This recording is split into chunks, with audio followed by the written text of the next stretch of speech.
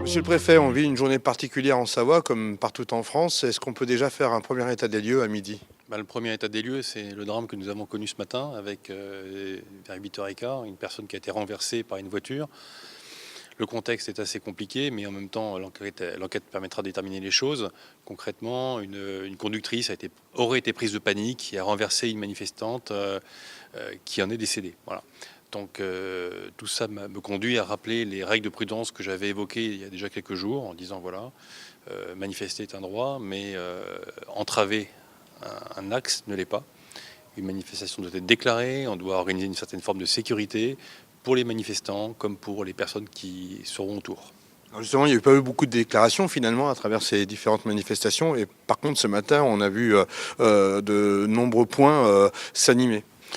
Je me positionne sur ce que l'on peut voir dans le département. Et dans le département, il n'y avait pas de déclaration. Il y en avait une qui a été retirée.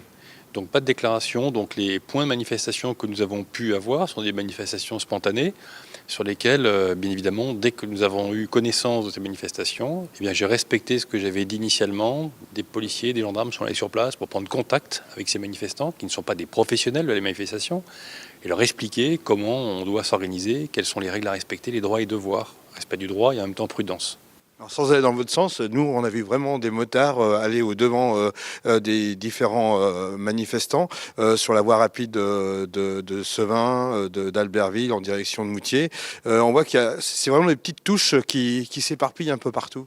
Il n'y a pas de dispositif fixe et très souvent, il faut que je l'explique parce qu'il y a des filtrages ponctuels qui peuvent se transformer en blocage ponctuel et qui redeviennent filtrage après négociation ou sans négociation. Il n'y a pas de règle fixe. Donc la seule règle, c'est respect du droit et prudence.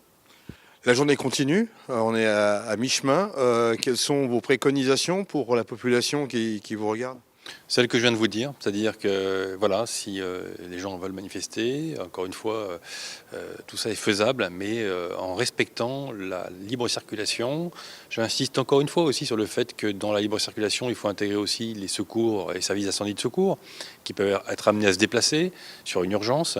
Et puis, chacun a le droit de vivre et de pouvoir se déplacer, même lorsqu'il y a une manifestation. Combien d'hommes sont sur le terrain aujourd'hui? C'est un dispositif qui est évolutif et qui est mutualisé avec les autres missions. Donc je ne suis jamais entré dans les chiffres là-dessus. On a un dispositif assez étoffé par rapport à ce qu'on a habituellement.